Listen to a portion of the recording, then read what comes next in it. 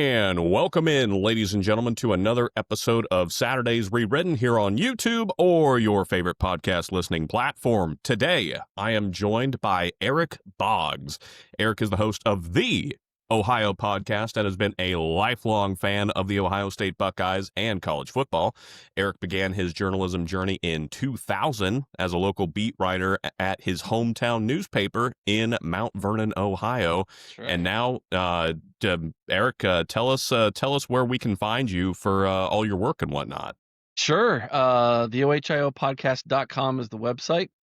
And you can follow the written word over there. There's links provided for all of our social media, including X over at the OHIO Pod, Facebook at the OHIO Podcast, email us at the OHIOpodcast@gmail.com. I guess that's the big three. So yeah, that's where you can find our work, find our podcast, of course, YouTube at the OHIO Podcast. Stick. And Eric, the whole one of the big reasons I wanted to have you on today is rumor has it that you guys have a pretty big game this weekend. I don't know, something about a top 5 matchup. So something like that. Yeah, the Texas Longhorns, the number 1 Texas Longhorns, are coming to town to take on the number 3 Ohio State Buckeyes. This is just the second matchup in AP history, pitting top 3 ranked teams against one another in a season opener. Last time, obviously, Ohio State defeated Texas 28-14 in the college football playoff semifinals to even the all-time series between the programs 2-2. So still pretty new series and whatnot. But Texas obviously now has a new starting quarterback by the name of Arch Manning. People have probably heard of him or something like that. He's also the Heisman favorite, the betting favorite to start the season in his first ever career collegiate road start. Eric, yeah, I just wanted to, open the floodgates to you. Your kind of initial thoughts on this number 1 at number 3 matchup. It's too bad it's week 1. I think that this would be a much more enjoyable contest a couple weeks after both teams got the opportunity to maybe work some kinks out, work some things out. Both teams are starting a lot of new people, a lot of new faces. Both teams did very well in the NFL draft, and they've recruited well, they've developed well, and there's a lot of talent going to be on this field Saturday. But some of it can be considered to be a little bit unproven, and so I think it might feel a little wonky at first, Garrison. It might feel a little defense heavy, is my prediction in this football game. Maybe something similar to what we saw in week 0 between Iowa State and Kansas State in the first half, where they're really just filling each other out more so than trading body blows and haymakers offensively. And then probably by the second half, whoever makes the adjustment better and maybe gets a big turnover and sets their offense up will probably win this football game. My initial thoughts are that week 1 feels a little odd to me to have this in this spot, but it's a big time matchup. Two times in a row, Texas is going to be cheering against my Buckeyes. So that's odd. That's got to feel odd. And I threw this question out to the gentleman, Gerald, who was running the Longhorn Republic podcast, another sister podcast on the College Huddle. And I said, have you guys ever lost 2 times in a row to the same team? And I could tell that question was not received very well. So that would be unique. So that there's that. Here's a couple stats for you, Garrison, that have kept me up at night. First time starters against the number 1 ranked team. So first time starting quarterbacks against the number 1 ranked team in the last 20 years are 0-18. Oof. Now, I have a feeling that a lot of those number 1 ranked teams were probably SEC teams playing nobodies in their week 1 matchups, and so that would tend to get you to think that's one of the things that could be interesting. Ohio State has not lost a season opener since 1999. I was in high school all those years ago. Man. That's a good homestand. 1999. Yeah, it was the kickoff classic. I think it was played in New York City, if I'm not mistaken. It was against the Miami Hurricanes Hmm. Now before they that's went on. good Yeah, pair of before they brands went on right their. there. Yeah, they were getting on hot on their hot streak there, going on their where they ended up winning. I think the 2001 national championship. They won like 20 some games in a row.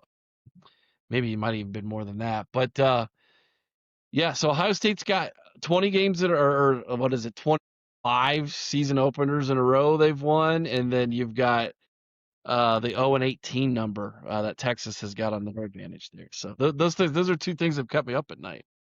Well, there you go. Here's another statistic for you.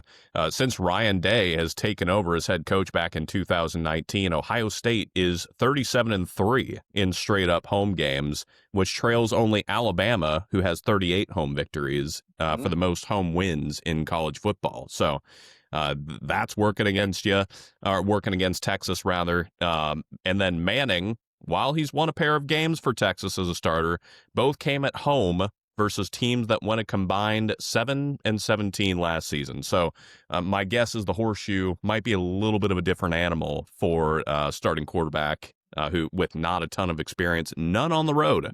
So totally different start there. So that brings me to another question. You know, we obviously Texas has Arch Manning. He's getting a ton of the hype here. Who I feel like Ohio State's almost looked over a little bit because of that, because of the hype that he brings to the table. So who are some Buckeyes, obviously than say a Jeremiah Smith? Sure. Who are some Buckeyes other than Jeremiah Smith that people maybe haven't heard of and they're really going to find out this Saturday? Yeah, well, obviously Julian Sain, the quarterback, he won the quarterback competition uh, going into fall camp between himself and Lincoln Keenholz. Julian Sain, for all of those Alabama fans who might be watching this program, Garrison, was recruited by Bama, and then when Nick Saban retired, he jumped in the portal and went to what was his second choice, which was Ohio State, to be developed by Ryan Day. And so after his freshman year of being redshirted last year, he entered into a quarterback competition with Lincoln Keenholz, who was the Gatorade Athlete of the Year 2 years ago, coming out of high school from, I believe, North Dakota, South Dakota, one of the Dakotas, and was a fierce competition. Julian ends up winning it, and he's going to get the start here in his first time start against Texas in the shoe. He's obviously going to be a household name. He's, 5-star, can't miss prospect. So that's the name you need to know. At running back, James Peoples will get his first start. He's going to be in his second year with the team as well. He's from Texas. Um, a little guy, but mighty, mighty powerful young man, and he's got some wheels on top of it. But he's probably going to be the starting running back, and of course they'll run some different names in at running back. C.J. Donaldson transferred from West Virginia, and then those two together have coined themselves Knuckles and Sonic. Peoples being Sonic and Donaldson being Knuckles. So I like the nickname, by the way. I find that creative. But Right. then don't sleep on true freshman Bo Jackson. He might get a little bit of run as well at running Good back. name And too. yeah, absolutely. His first name's actually Lamar, so he's actually Lamar Jackson too. There, oh, double whammy. Yeah, no kidding. He was a big time recruit from Northeast Ohio out of Cleveland last year. So those are your running backs. Now, I think the strength of this football team is the offensive line, and I'm not going to go down through the whole roster here, but the name that people need to get familiar with is Austin Sierveld. He went from a afterthought to being the starting left tackle. He won the job this fall. He came in at the end of last season, did a fantastic job after we suffered some injuries late last year during the college football playoff at a guard, and now they've kicked him out the tackle. And he was considered an Iron Buckeye and won one of the captain positions, which is voted on by his teammates. So this is a young man who's going to be leading this offensive line, and I really think that is going to be where this game is either won or lost, is in the trenches. We did get a big transfer at tight end as well. So we go over to our buddies from Purdue, and we snagged their top tight end, Max Clare, away from them in the transfer portal. Probably the best catching tight end we've seen at Ohio State in a long, long time. And I'm going to say since probably Ricky Dudley, which is back in the 90s, folks. So there's a name for you. If you don't know who Ricky Dudley is, he played both basketball and football. He was the tight end on the football team and the power forward on the basketball team. So pretty good athlete to play Division I football and basketball. I would say Max Clare is probably the best pass catching tight end we've had since him. So that's a name you need to know. And then the other name I would say is that you need to watch out for is Brandon Ennis. That is the guy who's going to be replacing Emeka Egbuka, who took his services to the NFL and is doing a knockout job down there for the Buccaneers in Tampa Bay. Brandon Ennis, a 5-star receiver from Miami, Florida area. His last couple years has just been kind of learning on the job, if you will. Redshirted his first year, back up last year, finally gets his opportunity in year number 3 to crack the starting lineup, and he will be playing in the slot, which is where Emeka Egbuka made hay last year, leading the team in receptions and receiving yards. So, yes, Jeremiah Smith is the household name on offense, but those are some of the names on offense that you're going to learn. Do you want me to go to the other side of the ball, Garrison? Yeah, let's do it. All right, so everybody knows about Caleb Downs, right? He's again transferred from Alabama after his freshman year, led the Crimson Tide in tackles in 2023 as a true freshman. Last season was back at the free safety spot a lot. They have moved him up, and he's playing at the nickel a whole bunch this year. So they're moving him up closer to the line of scrimmage.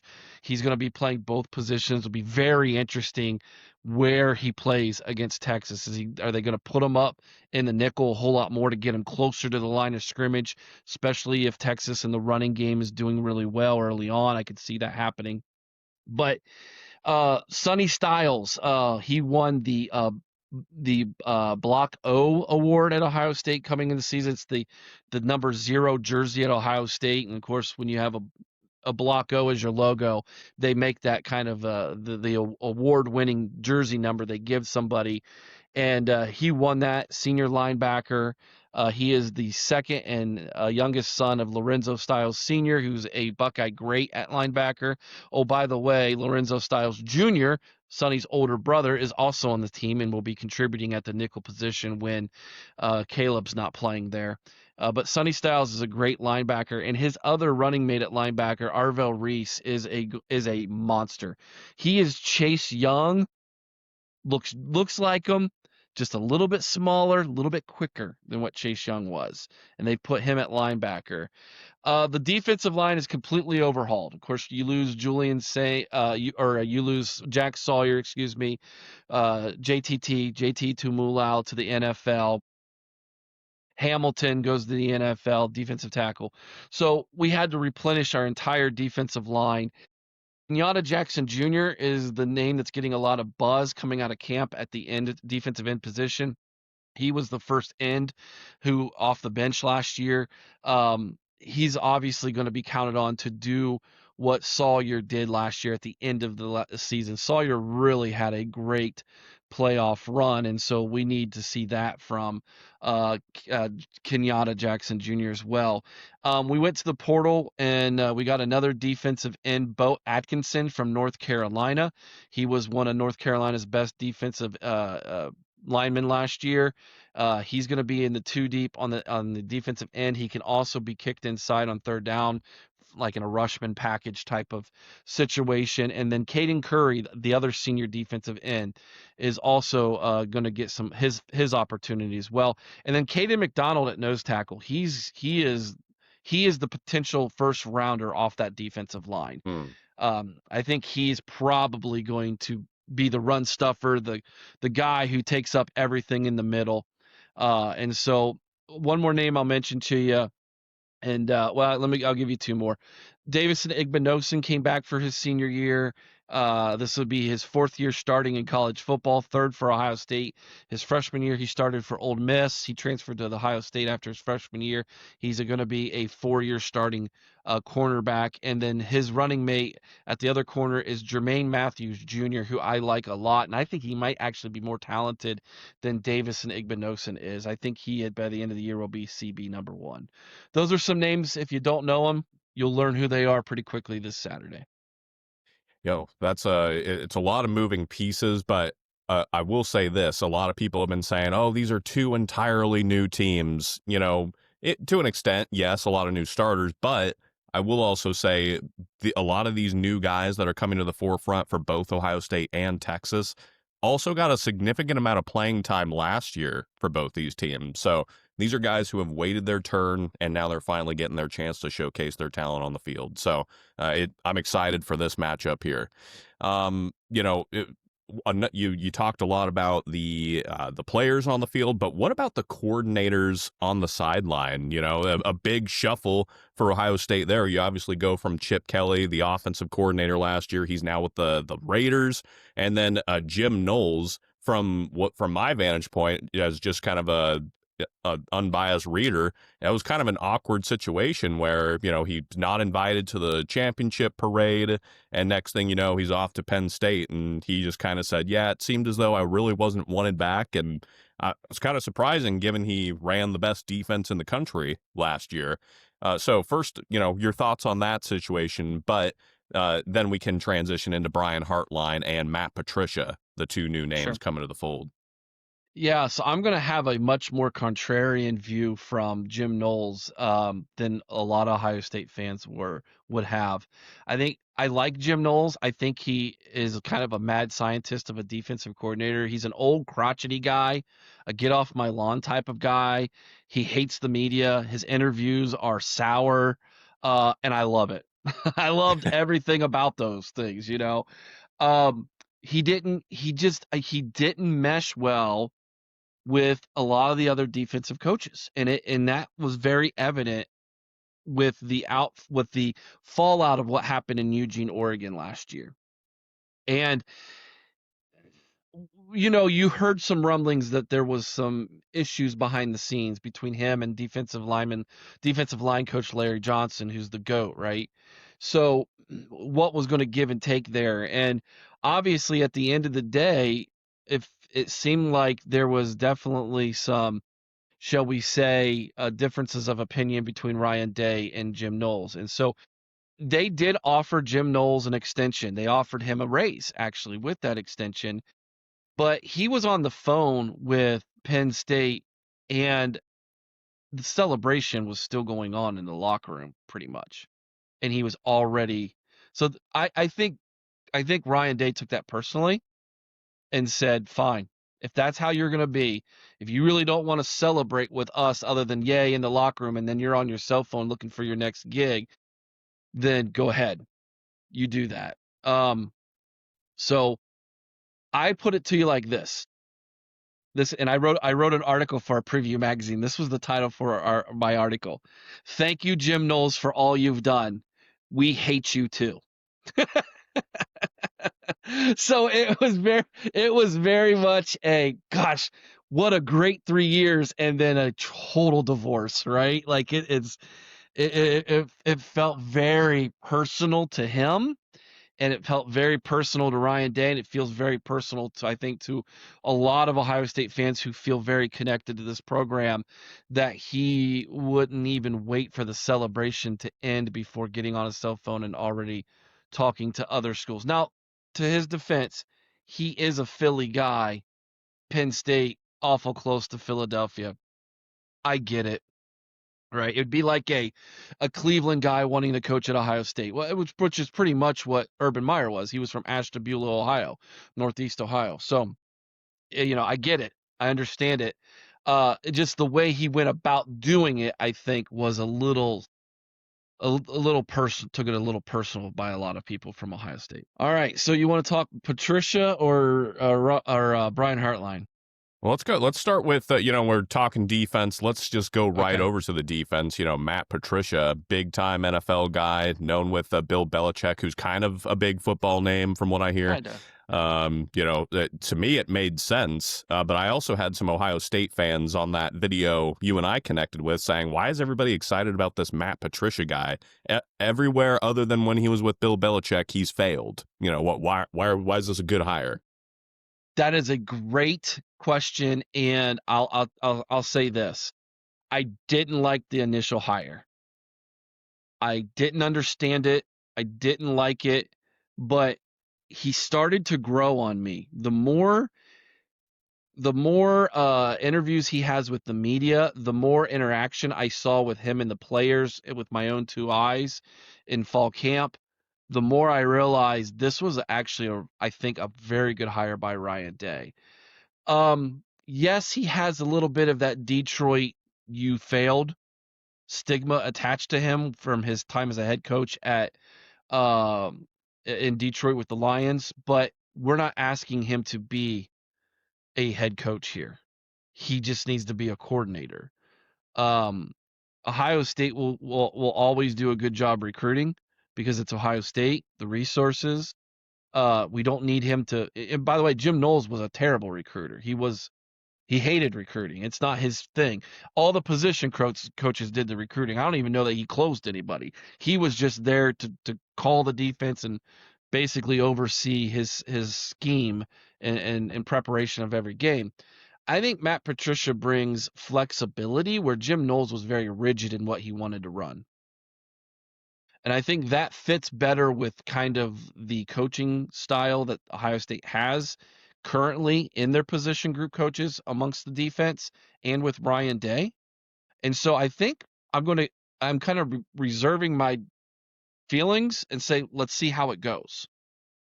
Um, a lot of Ohio State fans think it's going to go great. I know some who are like, I don't know. And I'm kind of in the middle going, I think it's going to be good, but let's find out. So but he won me over with some of the press conferences. So we'll see what he does. I think the best analogy I can give everybody is Jim Knowles would he kind of held things back because it didn't fit what he wanted in his vision of the defense. I'll give you for an instance. CJ Hicks, 5-star recruit out of Southwest Ohio, Dayton area. The gem of that 2020, what was that? 2022 class? Yeah.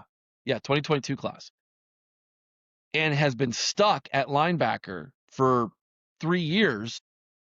And Jim Knowles, we need him at linebacker. We need the depth at linebacker. He goes over to the defensive end at the end of the season, and now they're saying he's unblockable. Why didn't you make that move earlier? I think Matt Patricia is more willing to try things, where Jim Knowles is like, nope, it's going to be this way. It's my way or the highway. I think that's kind of the difference we see there. Now over to the offense. I am incredibly concerned because Brian Hartline has never called plays before. But here's a hot take. This has been my hot take since they made the move. I think Brian Hartline is going to be one of the best offensive coordinators in college football in the next 2 years. That's a hot take. It is a hot take, but let me give you my reasoning why. This man came from the NFL back to Ohio State to work out with the team while he was transitioning from the end of his NFL career into coaching. At the time, he didn't know he wanted to be a coach. He was trying to stay in shape, work out with the team, maybe go play another year in the NFL. While he's there, and this is like the mid-teens here. This is like Urban's still the head coach. While he's working out, he's helping out the players on the side with some things, and Urban sees this. Of course, we had the whole incident with Zach Smith, the former wide receiver coach. Urban ended up getting in a little bit of trouble because of Zach. And then Brian Hartline sitting there, and they say, hey, why don't you take over the wide receiver room as an intern? Wide receiver room, that first year he's an intern coach, does phenomenal. Let's make him the full-time wide receiver coach. He then develops at the wide receiver position Garrett Wilson, right? He goes out and recruits Marvin Harrison Jr. He develops Emeka Egbuka. He's developing Chris Olave. These are all NFL talents. Then he goes out and starts landing 5-star receivers every single year. The Right. the best receiver. Everything Brian Hartline has touched since he's been at Ohio State, has come back to Ohio State, has turned to gold. He's been the number one recruiter in college football, hands down. He's been the number one developer of talent to the NFL at that position, hands down. Why wouldn't we believe he would succeed at this too? Just because he hasn't done something, he hadn't done any of those other things either. And he became the best there was. So my hot take is, I think the dude's on a roll. Let's keep it going. Right? Ryan Day's not going to put somebody in that position who he doesn't trust. That was why he went out and got Chip Kelly, okay, who was his mentor. He trusts Brian Hartline. I think Brian Hartline, he's going to learn.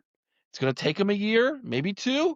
By the end of 2026, I think people are saying he's the best offensive coordinator in college football. He will be a head coach somewhere if Ryan Day is still at Ohio State. And if he's not, that's probably your next head coach at Ohio State, more than likely. But he's going to field a ton of phone calls in 2 years to be a head coach. And we'll see what he wants to do. He loves Ohio State. He's a family man. He's got young kids who live in Columbus. And a lot of these coaches, they love the stability. He's making, over $2 million to be a coordinator. It's not like he's, and he invested his money well as a wide receiver when he was in the NFL. He's not hurting for money. So it just depends on what he wants to do. Fair enough. Well, stay tuned, ladies and gentlemen. We'll watch Brian Hartline the next couple of years. I myself was pretty excited with the hire. It made sense, to your point, just with the recruiting alone. I mean, he's finding some talent. So let's see what he can do when he's given the keys to the Corvette. So before I let you go, I figured we could run through Ohio State's schedule this year and just kind of get your overall thoughts. So obviously opening up with Texas, Grambling State and Ohio to kind of warm up for the first Big Ten game of the season, which I think is actually pretty tough. It's at Washington, one of the toughest places to play in college football, one of the loudest places to play in college football. I think it's slept on. And I think the Huskies are also going to be better this year, which I don't like saying. But then you've got Minnesota, at Illinois. That's another tough one right there. They won 10 games last year. They're a top 15 team coming into this year. You got at Wisconsin. That's never easy. Jump around. And then you got Penn State coming to town, and I'm hearing everywhere that this is Penn State's year. They've brought back a ton of talent. They go get this Ohio State defensive coordinator. That adds another layer to the potential rivalry that's coming up here. Then things kind of settle back down for a few weeks where you got at Purdue, but even then, Purdue can be tricky sometimes. You never know. It's college football, UCLA, Rutgers, and then, of course, that team up north. You go to Michigan, and that's been the kryptonite the last several years. So, yeah. Looking at this schedule, what are your kind of overall thoughts? Yeah. Well, obviously, Texas, win or lose, Texas is going to be fun. That's the way I look at it. It's not going to kill either team if they lose. I think there's a very good chance Ohio State, Texas play each other twice this year. I think our odds are in their favor that could happen. So, whatever, no matter what happens this Saturday, I think Ohio State is probably got a very good chance to make it back to college football playoff. But that doesn't mean that they don't have some landmines in the way, like you mentioned. I have a saying on my podcast, Garrison, feel free to use this: win 10 and you're in. That's kind of the formula for a blue blood, right? If you can get 10 wins, if you can find 10 wins on your schedule, don't sweat it. You're going to make it. So I look at that and I think, all right, if Ohio State goes 10-2, where are those two losses going to come? So home against Texas, if we win that one, okay, great. That doesn't have to be one of the two. If it ends up being one of the two, then okay, now you got to go 10-1 in your last 11 games, and let's talk about those games. So at Washington, when we go to Seattle, they will be on a 22 home game winning streak in that stadium. You alluded to it as a Coug. That's a tough place to go into and play. Ohio State's gone in there before and done well. It was back in the 90s. Last time that they played inside of that Husky Stadium, they did win that game. This is going to be a better Husky team than we saw last year. I would feel much better about this game if it was in the shoe. This will also be Julian Sain's first conference start on the road. A heck of a tough place to do that in, too. So I would put that one's a little bit more scarier to me than the other four I'm about to mention to you. But the game against Illinois and Champaign, Illinois is a bad game for Ohio State. We don't play well there. We never have. It's actually a rivalry game. A lot of people don't know that. Ohio State, Illinois were actually longtime rivals, even going all the way back to the early 1900s. They play for a rivalry trophy called the Illabuck. It's a wooden turtle. It's the dumbest trophy in all of college sports. Ohio State fans don't even like to talk about it. Illinois fans treat it like it is the greatest thing of all time. Started out, it was actually a real turtle, then the real turtle died. So they went to a wooden turtle. It's dumb, but every time we go to Champaign, Illinois, we play like our worst game of the season. And so that one's got me worried because I think old Bart over there can coach some ball, and he's going to put that thing in a phone booth. It's going to feel like we're playing Army or Navy. We're not, we're going to have less offensive possessions if we don't get off to a good start. We could find ourselves behind. Then they're going to play keep away, and it's just one of those games where it's so annoying. And if you don't bring your A game, you could lose. In fact, I predict we lose in Champaign, Illinois. Man. All right. So if that's our second loss, that means we got to win the rest of these out, including the win in Washington. Madison, Wisconsin usually is a tough place to play. That schedule that they play this year is brutal with a capital B. It is the toughest schedule in the Big Ten by far. They are just hoping to get to 6-6 this year. So I think Ohio State goes in there and we dominate that game, especially if our back's against the wall. And it's like, we have to win this one because that's going to be coming off of the Illinois game. So it's back-to-back road games. And we play 3 road games in the month of October. It's Washington, Illinois, and Wisconsin. Those 3 road games. And that's the last of the 3. We need to win 2 of those 3, in my opinion. Now, the big one with Penn State. They don't scare me at all. And here's why.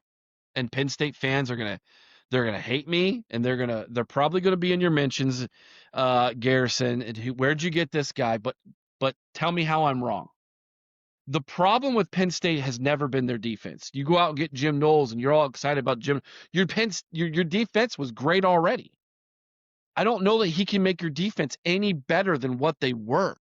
They were the number 3 ranked defense in college football last year. Like, you're percentage points away from being the best. Your problem wasn't your defense. The problem with Penn State, and this is another saying you feel free to take, at some point during the season, James Franklin will James Franklin himself. Oof. He does it every time against Ohio State. He does it usually against that team up north. He'll do it in the Big Ten championship games. And he did it against Notre Dame. They had that game won against Notre Dame. James Franklin at some point will James Franklin himself. I have a good friend who's friends with a lot of former Penn State players, and he has told me former Penn State players under Joe Paterno can't stand James Franklin.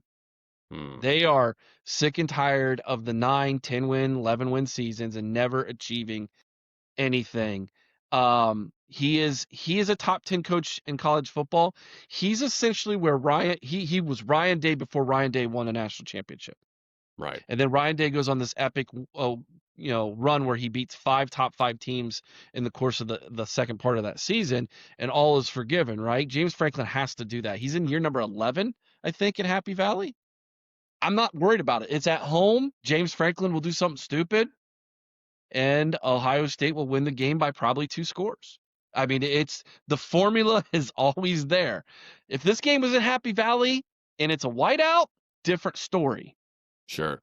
but I like us being at home. And then you brought up Michigan. So let's talk about the cheaters up north. Ryan Day got the gorilla off his back last year by winning the national championship, but he still has a monkey there.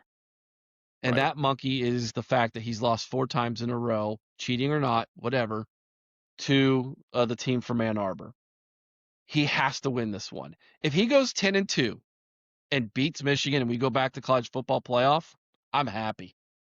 Mm. I'm happy. And after that, whatever happens in the playoff is just cake to me, man. That's icing. Great. Can we win back to back? Sure. Will we? We never have before in the 100 and some odd years of Ohio State football, over 150 years or whatever it is. We've never gone back to back before. So the odds are not in our favor. But if he can beat Michigan and get back to the college football playoff, those are my expectations for Ryan Day. If he loses that game again, as crazy as it sounds, Garrison, after coming off a national championship, he loses that game again, he will be back on the hot seat with this fan base. That is just pretty unforgiving waters right there. It means everything to us, man. Mm. I mean, unless he wins another national championship again, and then it's like, great, yeah, we'll celebrate it. I'll put another little trophy on the mantle back here, But still nagging in the background. exactly, man. You are judged at Ohio State by 2 things. Number 1, your record against that team up north. Number 2, how many Big Ten championships I guess national championships are Big Ten championships, but championships. Team up north, championships. He's got the second part taken care of. He's got to get that first part taken care of, man. And just zooming in really quickly on this game, Bryce Underwood named the starter for Michigan. You would think, I do have questions about their receivers, but I think their defense is going to be, pretty stout as usual. Man, I think Michigan in my preview of the Big Ten, I kind of named them tier 2, and I got a lot of flack from it, from Michigan fans. That's fine. I see them as kind of anywhere between 8 and 10 wins this year, 10 being the highest. Yep. But at that game, it's same for Michigan too. They look forward to that all year. It's at the Big House. Bryce Underwood, I think, will make the Michigan offense at least it has a pulse with him under center. I just think he can do a lot more. So what are kind of your overall thoughts on the game, team to team? Yeah. And so my prediction is that both teams will be 9-2 going into that game. It's essentially a play-in game for the college football playoff. I think nothing better.